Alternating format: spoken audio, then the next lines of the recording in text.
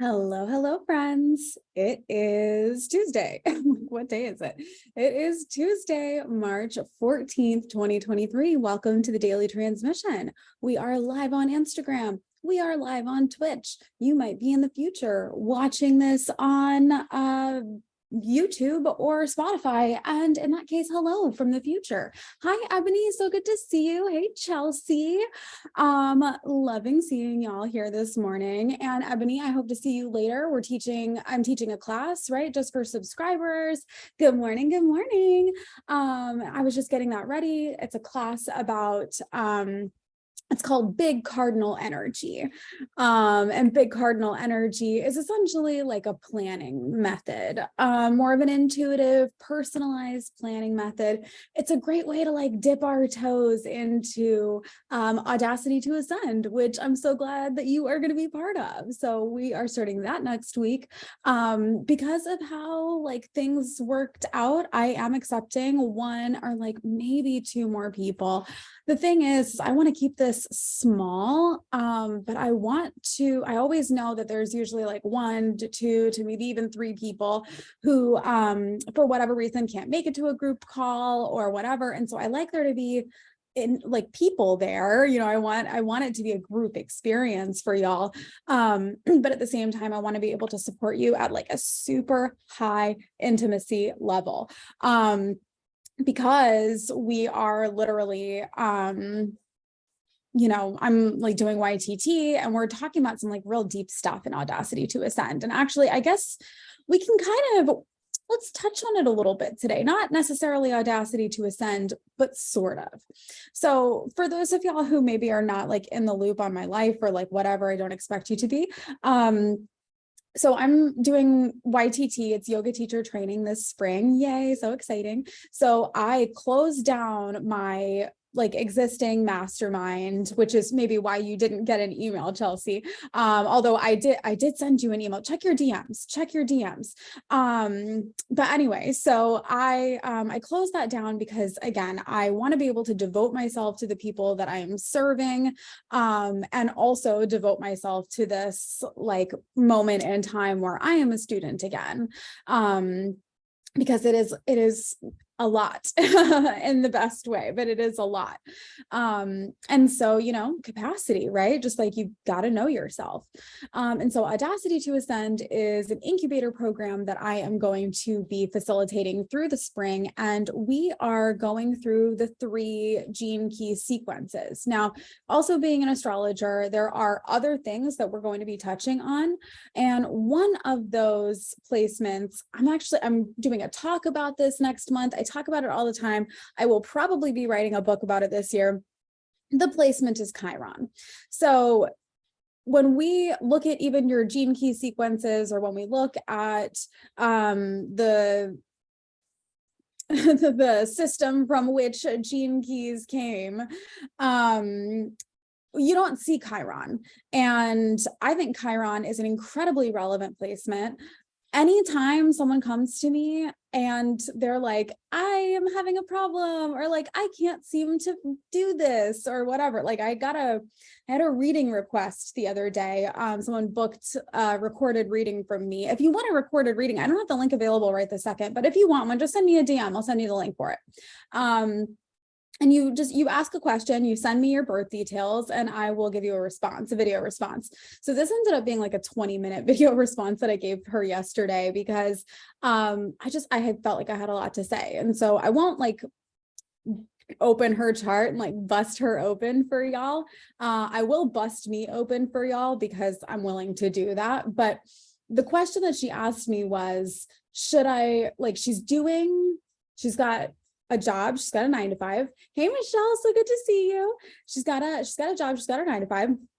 She's got school, it sounded like, and then she said that she wanted to work on a business and a book. And that was what she said. Should I work on the book or should I work in the business? And no. She said, quote, should I work on the book or on the business or the book? And that's a yes or no question. It's not a this or that. It's your perception. But the line that she said that really stood out to me, was, I can't find the time or motivation. I was like, I bet you I know where her Chiron is. Does anybody want to take a guess? Does anybody know? It's my favorite Chiron placement to tease. And it's just because I love y'all. I really do. She had her Chiron in Taurus. Right, Chiron in Taurus. And yeah, it is.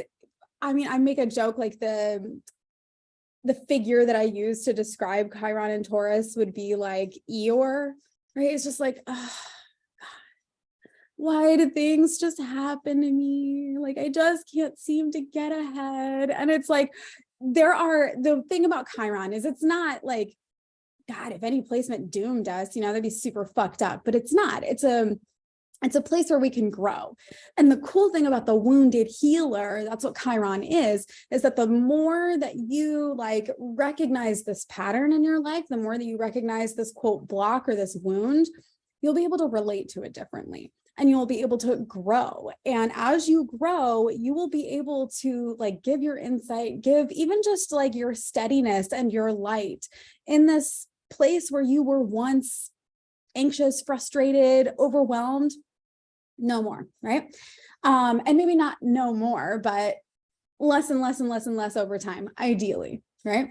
Because I don't believe that we ever like heal our Chiron, and maybe that's just like the 8th house stellium in me, but I believe that we change the way that we relate to it. I believe that we change the way that we perceive wounding or bad situations, and like rather than reacting to the wound, rather than reacting to this painful experience, we can choose to respond in a different way and thus like neutralize the pain, if that makes sense, right?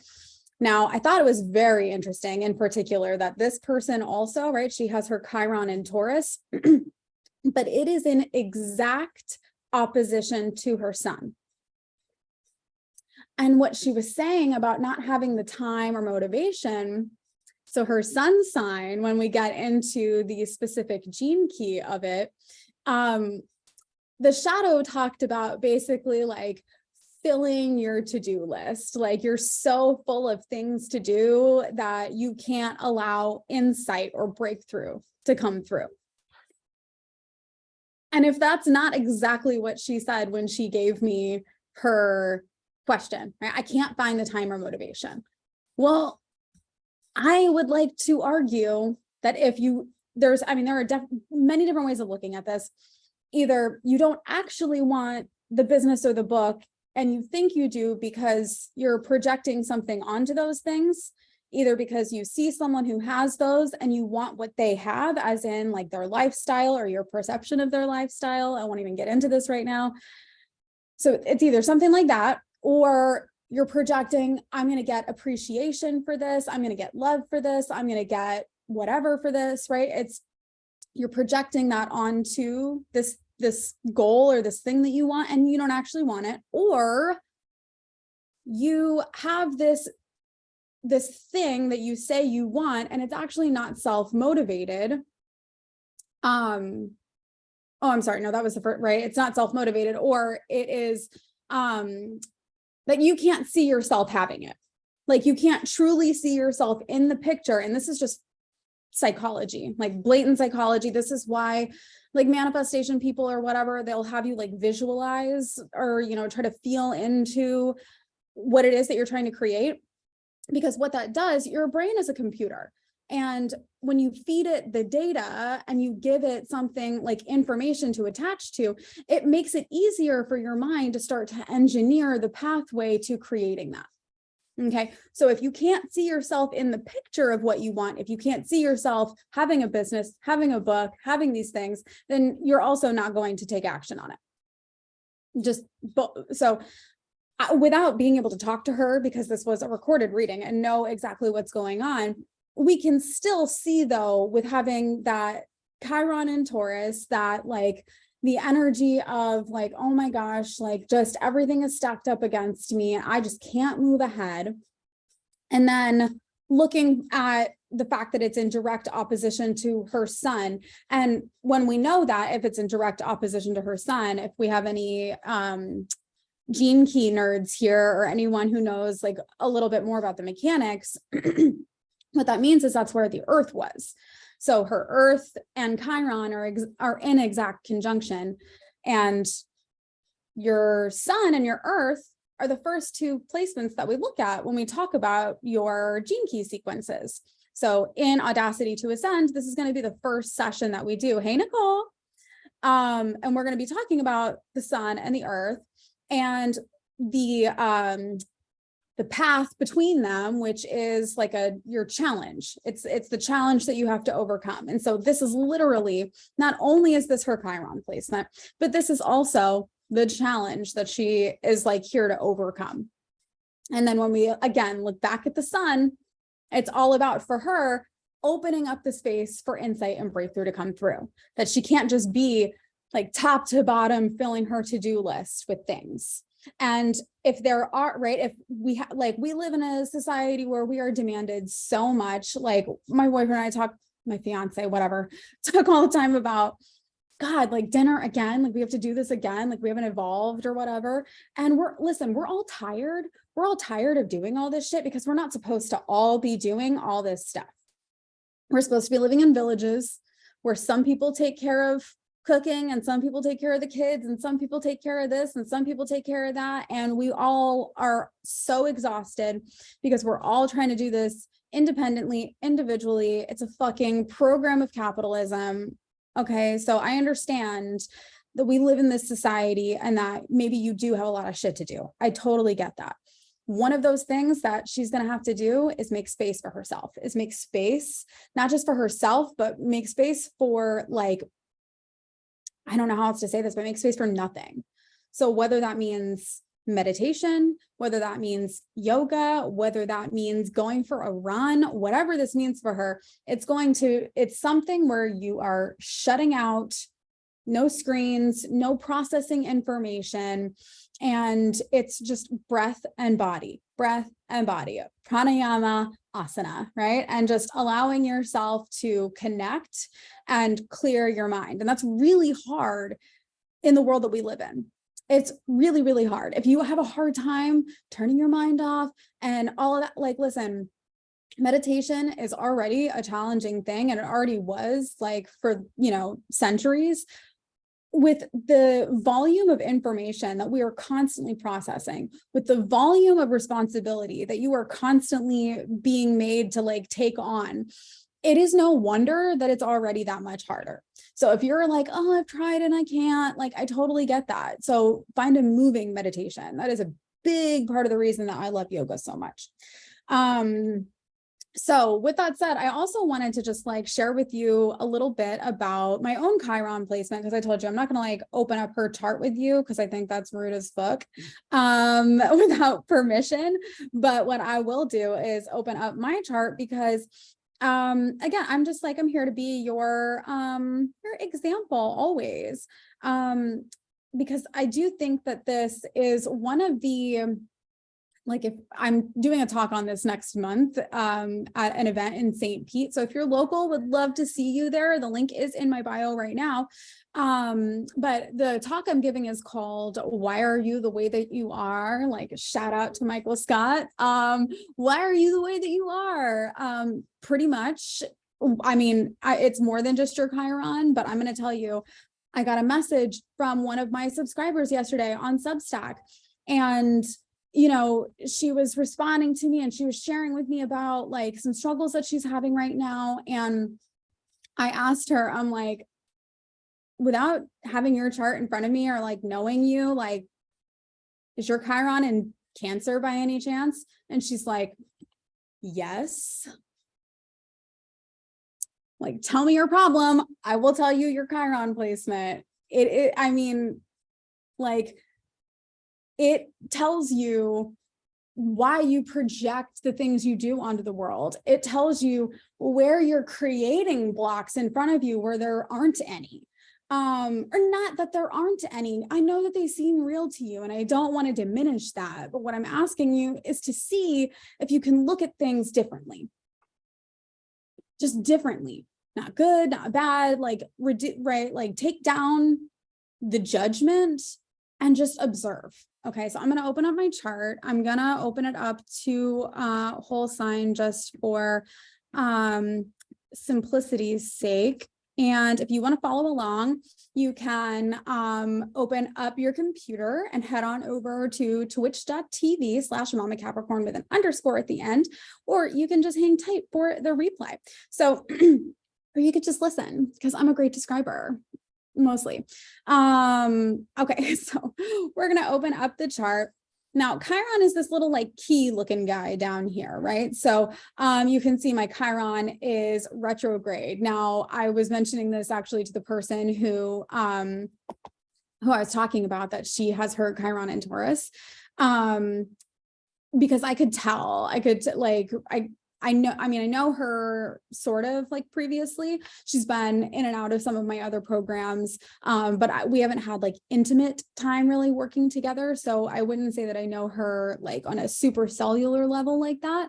But I can read someone who's got a retrograde Chiron pretty well. And I wouldn't say it's an advantage. I don't know. I guess it depends on how you look at it. Everything can be an advantage. Let's say that.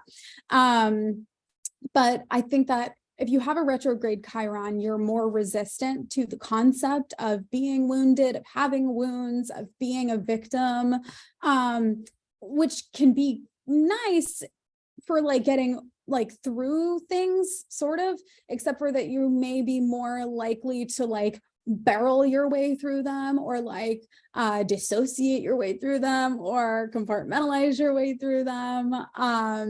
Because you're not acknowledging the pain or the wounds at all. I know, right? Same. Okay. So, right, like I've got my Chiron retrograde, Chiron in Cancer. I'm sure many people, listen, Chiron in Cancer, it's such a small window because Chiron, it's not like an equidistant transit. Like it's in some signs longer than others. And it's not in Cancer for very long. It's like, I think 3 years. It's a very quick transit. But I know that there are so many people who come to me who have either a 4th house Chiron or a Chiron in Cancer. And it's because you've got mommy issues. Love you so much. Me too. It's like part of the branding, Mama Capricorn, right? Because I'm going to help take you up the mountain. Like we're going to do shit. We're going to accomplish things. Also, my son in 54, right? It's all about ascension. Okay. But not in like the hard way, not in like the pushy kind of way, right? In the like, I'm going to push you, but lovingly. I'm going to push you with sensitivity. I'm going to push you with like all the love and softness, right? So, you know, I know that I catch a lot of people who have that wounding, who have the wounding around. And if you are someone who's a supporter, right? Someone who is a coach, healer, whatever, you're in the spiritual field, you're in the whatever. Hey, Jen, I was just talking about you. What was I saying? Chiron and Cancer. That many of you are going to have this wounding, that many of you are going to have the wounding around being nurtured, having softness, and just being allowed to like express yourself emotionally, being allowed to be vulnerable. That's what I was saying, is that if you're a coach, if you're a healer, if you're in any kind of these like fields, if you help people emotionally, your Chiron likely has a lot to do, like you're going to notice that pattern. And I used to mention that when I would talk about, like when I would be helping like specifically just business owners, it's like, hey, look at your Chiron. And it's true for some people, but I don't think it's true for everyone necessarily. I do think that for people who are here to like emotionally help others, or like emotionally serve others, or like to be a guide, to be a coach, to be someone who has to like hold people in a vulnerable place, your Chiron will likely give you some indication of like what the, let's say, core wound that your people are going to deal with, maybe. So with my Chiron in Cancer, right? It's all about softness. It's all about vulnerability. It's all about being the nurturing person and like recognizing what that is, because like just like totally break myself open here for y'all. Like I grew up with two mother figures, right? So I've got my biological mother, and then I grew up with my stepmother, and I've really worked on perception. I encourage you, y'all, if you have someone that you are like harboring anger or resentment or bitterness against, you don't have to forgive them if you don't want to. Like, I know that's like the standard like advice or whatever. I think that forgiveness is a really hard thing to tell you to do. Like, oh, you have to forgive them. Just like forgive them. Easy, right? If you can read astrology, awesome.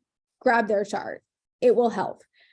You are looking at them through a more objective lens, and you are able to see their own wounding and their own patterns, and it creates empathy and it creates space for forgiveness to come through, maybe at some point, right? So whatever. So both of my mothers, they have their own reasons, their own things, right? Their own, like they were dealing with their own things. Like we're not going to go into that right now.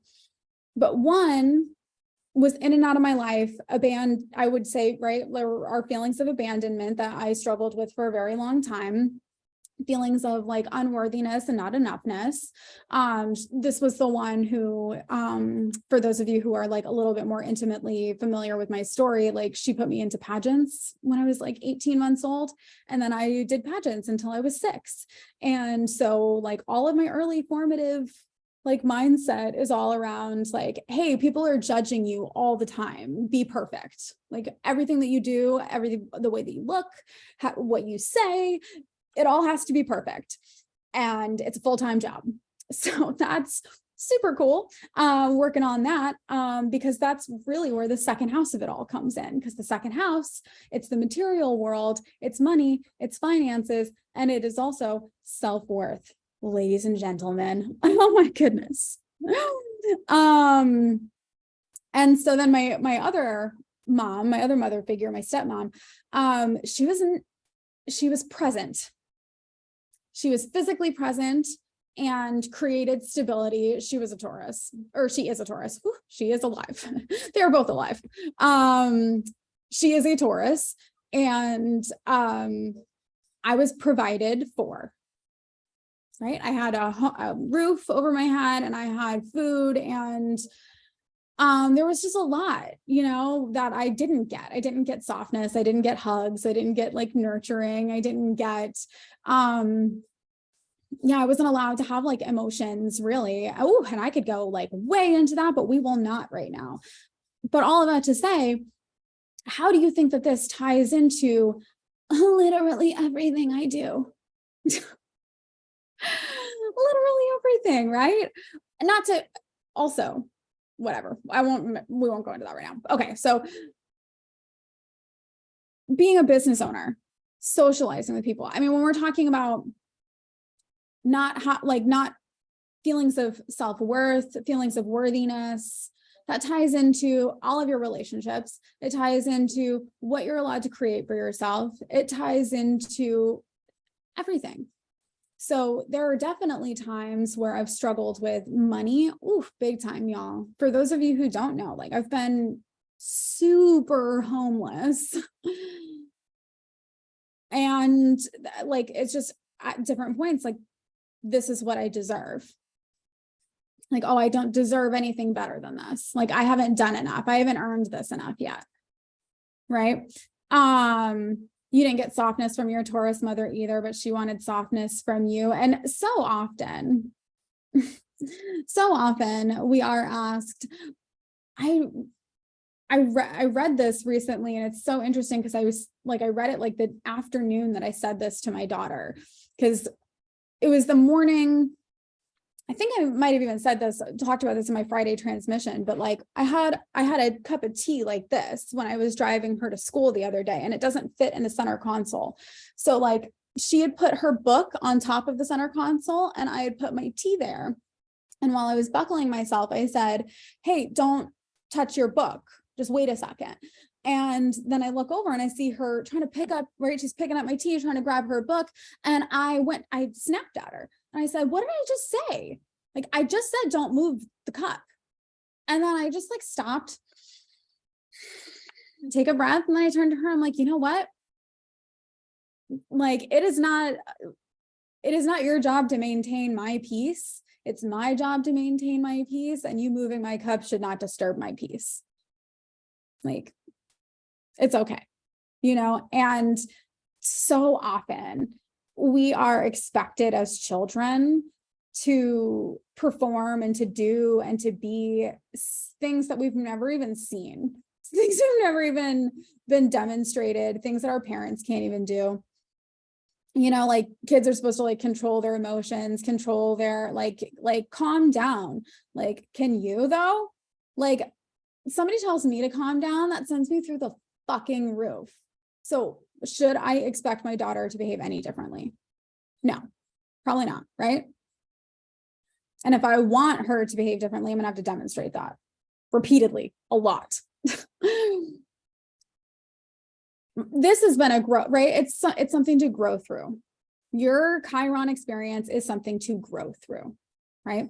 It is not something that is here to hold you back or to create unnecessary suffering in your life. It is here to show you how to love yourself and to give you a place for, and Jen, I love this for you, right? Because this is so the sun sign that I was describing to you yesterday. And I don't know if you've listened to that recording yet, but it's about allowing space for light to break through, right?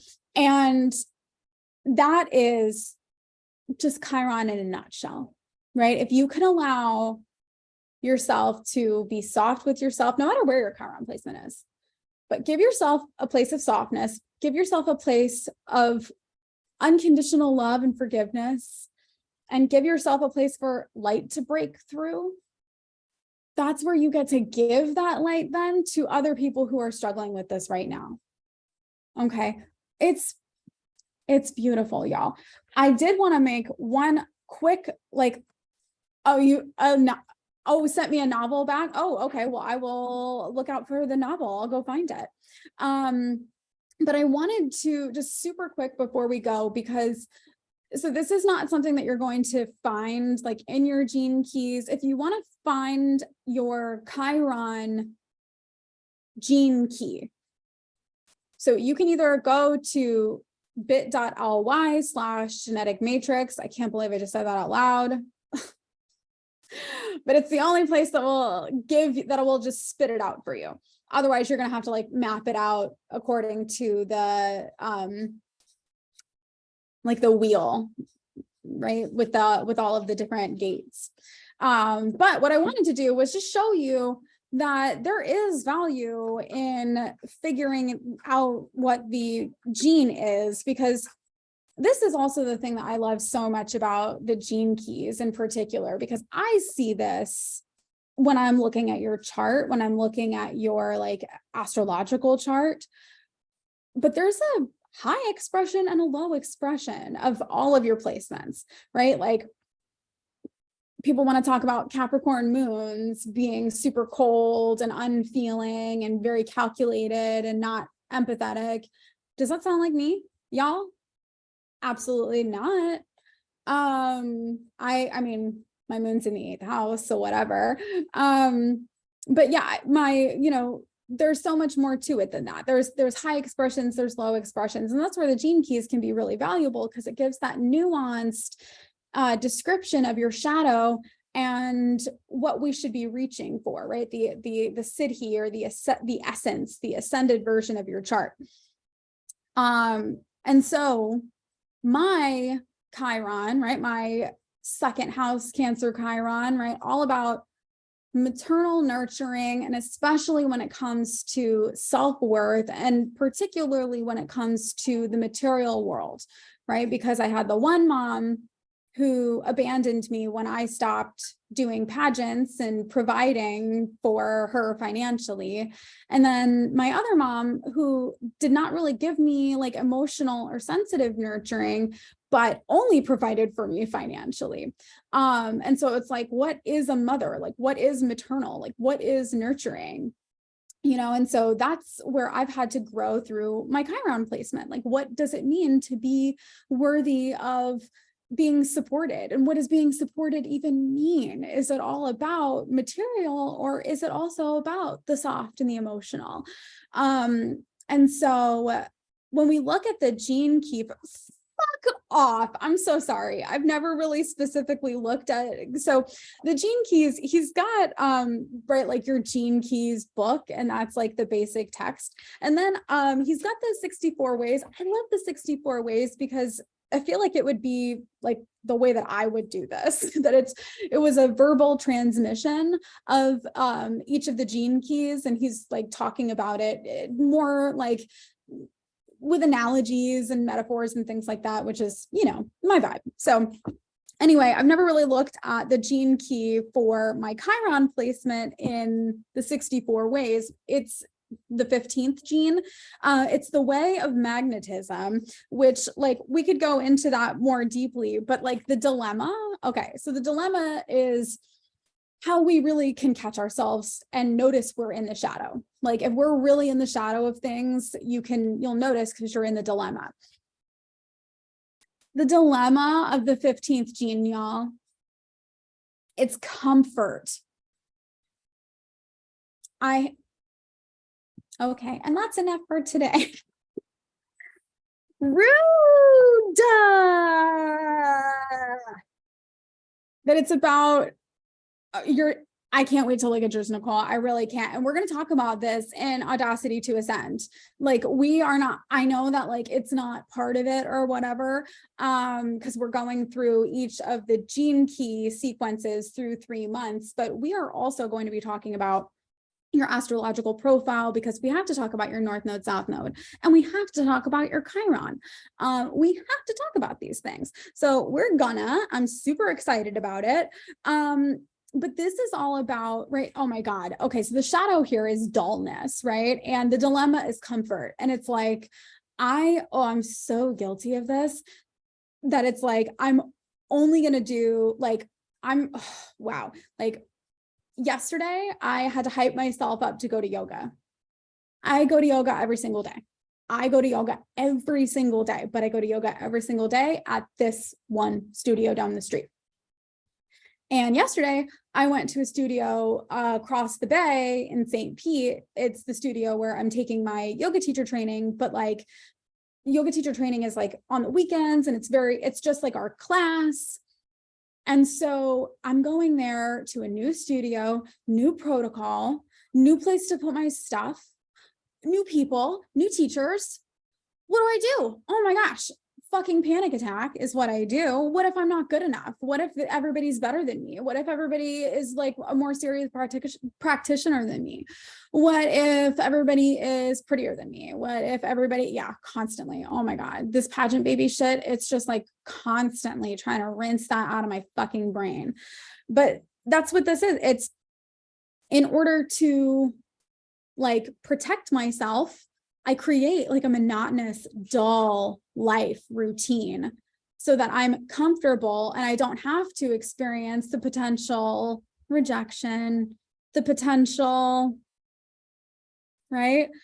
The gift of this is magnetism. Y'all, aren't I though?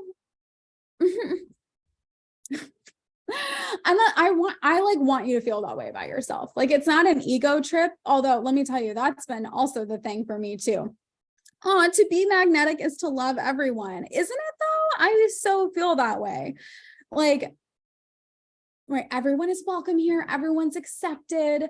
I mean that in a way that probably like upsets other people now too. Like, I do believe that like everybody is acting from their own like fear and like their own fear of experiencing pain, which by the way, go read my Substack like right now, because that's the gate that the sun is in.